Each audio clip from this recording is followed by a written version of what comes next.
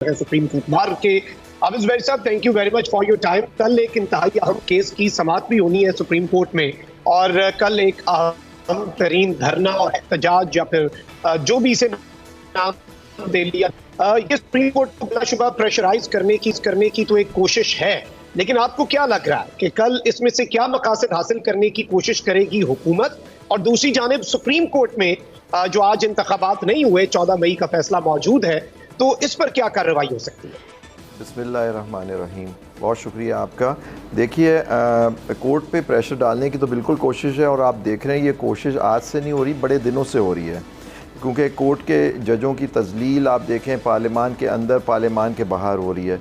उनके फ़ैसलों से कहा जाता है कि हम 3 जजों के फ़ैसले नहीं मानेंगे, 4-3 का फ़ैसला मानेंगे, मुख्तलिफ़ तरह से बातें हो रही हैं। लेकिन जो वो क्रूशल चीज़ जिसका अंदर जो बात नहीं की जा रही और उन्होंने नहीं की, और बात को इधर उधर ले जाने की कोशिश की कि चाहे कोर्ट का फ़ैसला था या नहीं था, 4-3 का था, 3-2 का था या नहीं था, लेकिन आइन तो एक है ना जिसके अंदर आपने एक हल्फ लिया है कि आप आइन को की हिफाजत करेंगे, उसके हिसाब से आप चलेंगे। पार्लियामान पे भी आइन इतना ही लागू होता है, और हम सब पे भी, और कोर्ट पे भी, और सब पे। उसके अंदर तो लिखा हुआ है कि अगर कोई असेंबली तहलील होगी तो उसका इलेक्शन 90 दिन के अंदर कराना है, मैंडेटरी है वो सर। तो वो तो हुआ नहीं, आप देखें।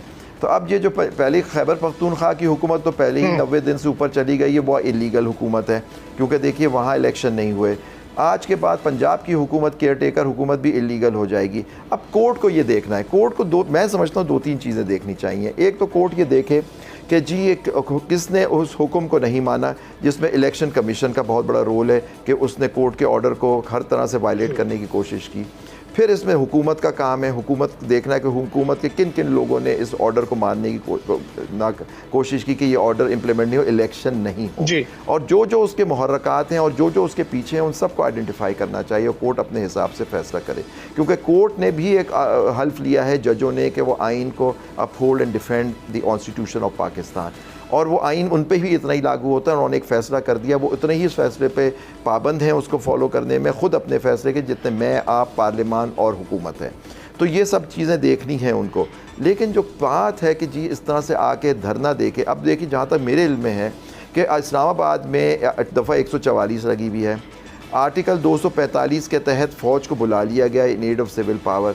ये 2 चीज़ें होते हुए लोगों का धरना देना, और PDM का या हुकूमत किसी लोगों का धरना देना, और लोगों को जत्तों का यहाँ आना, तो ये इसके क्या बात आप करना चाह रहे हैं? आप, मैंने सुना है आपके स्टिकर भी चल रहा है टिकर के जी कोर्ट से। 144 की बात भी बड़ी अजीब है कि दफा 144 सिर्फ PTI के लिए है, और इस वक्त गवर्नमेंट ने दफा 144 वापस किया। अब देखना ये भी होगा कि इस्लामाबाद पुलिस रेड जोन और सुप्रीम कोर्ट के सामने दफा 144 की धज्जियां उड़ती हुई क्या देखेगी? मखदूम साहब, जहाँ तक मेरे इल्म में एक बात आई है कि कल एक रजिस्ट्रार साहब ने एक मीटिंग कॉल की, अब जो मैं टीवी से ही देख रहा था, टीवी के उस पर, कि उन्होंने इस्लामाबाद की एडमिनिस्ट्रेशन को बुलाया कि आके बताएं कि आपने क्या प्लान मुरतब किया है कि इस तरह से जत्ते आ जाएं या लोग आ जाएं और धरना दें कोर्ट के सामने।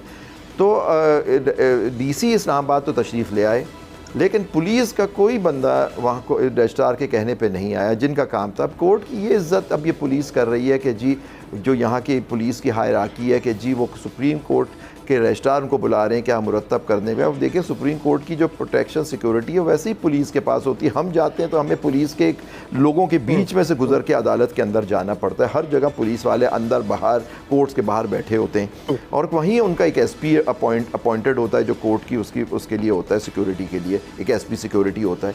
लेकिन आप देखिए कि उनके उस पर नहीं बुलाया गया। तो ये क्या पेश खेमा है इस बात का कि क्या कल अगर कोई कोर्ट पे किसी तरह से कोई लॉ एंड ऑर्डर की सिचुएशन हो, अल्लाह ना करे इस तरह की बात हो, और सेंस प्रिवेल, क्योंकि मौलाना साहब हैं, हम उनकी इज़्ज़त करते हैं कि वो ये देखेंगे क्या, एक उनका अपना पॉलिटिकल एजेंडा हो सकता है, लेकिन उनको भी देखना चाहिए कि उन्होंने भी हल्फ लिया हुआ है, वो भी MNA MP हैं जो भी हैं, उनको भी एक उन्होंने लिया हुआ है कि वो आइन को प्रोटेक्ट करेंगे। आप बेशक उनकी तनकीद करें, जजों से खुश नहीं हो, उनके कमेंट्स से आप खुश नहीं हो, लेकिन आपको अगर कल वहाँ तकरीरें की जाएंगी और उकसाया जाएगा लोगों को कोर्ट पे हमला, क्या कोर्ट पे कल हमला हो सकता है, उसको रोकने के लिए क्या होगा?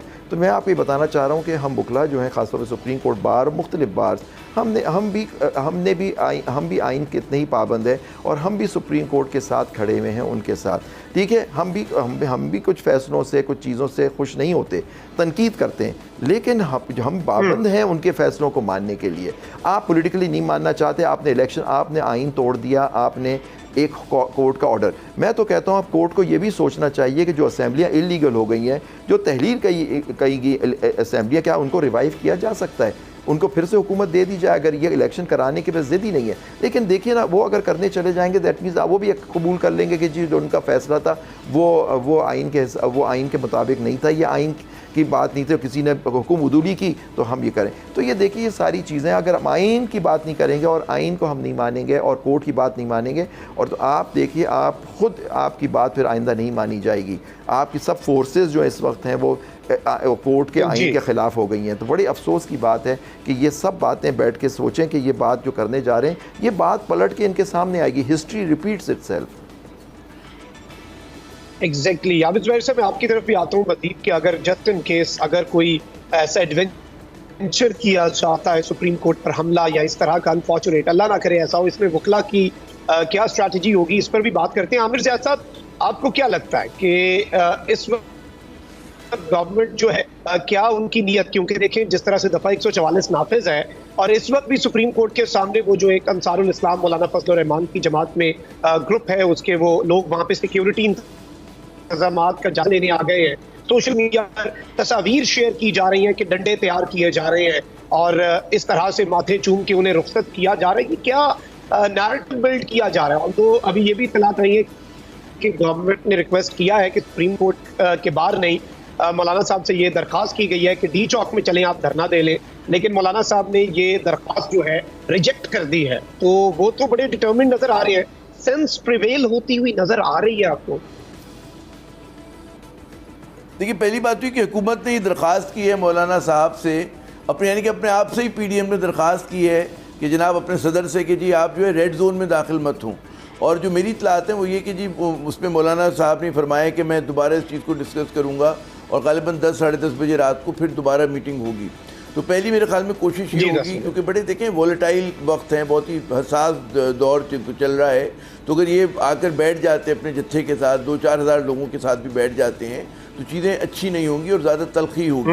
मैं वही कहता हूँ कि इस वक्त सेंस शुड प्रिवेल, अफ़वाम और तफ़हीम को रास्ता दें। पाकिस्तान पहली बहुत तकसीम है, बहुत ज़्यादा यहाँ पे बेचैनी, गैर यकीनी सूरत हाल है।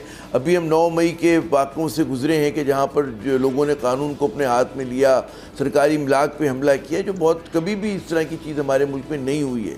तो मज़ीद आप मतलब है कि उस चीज़ को मज़ीद कहते हैं ना कि उस पर आग पर मज़ीद आप तेल छिड़कें या आप उसको बुझाने की कोशिश करें। ज़िम्मेदारी सबकी है। मैं समझता हूँ हुकूमत में भी ऐसे लोग होंगे, समझदार लोग होंगे, मुहब्बे वतन लोग होंगे, जो अपने मफादात से बढ़कर जो है पाकिस्तान का ख्याल करते हुए कोशिश करेंगे कि मामलात को हल करें। और उसमें फिर लेकिन मैं समझता हूँ हमारे इदारों का बहुत बड़ा किरदार है, हमारी पाक फ़ौज का बहुत बड़ा किरदार है कि वो इंश्योर करे कि जी सुप्रीम कोर्ट के तक़द्दुस को पामाल नहीं होने देंगे, उसकी हिफाजत की जाएगी। और ज़ाहिर है कि पहली ड्यूटी अगर सिविल गवर्नमेंट की, लेकिन फ़ौज को बुलाया हुआ तो है इन्होंने in aid to the civilian administration, तो फ़ौज की भी जिम्मेदारी जाती है, क्योंकि हमेशा हमारा फ़ौज और हमारी जो सुप्रीम कोर्ट है, हमारी अदलिया है, वो साथ मिल के चले हैं। तो वो बड़ा ज़रूरी है। और उसके साथ साथ जो सियासी मुखालफिन है, अपोजिशन है, एक ही अपोजिशन है PTI, उसको इंगेज करने की ज़रूरत है, बातचीत करने की ज़रूरत है, ताकि इस मसले का हल निकले। इंतखाबात ही आगे बढ़ने का वाहिद रास्ता है। जी मखदूम साहब।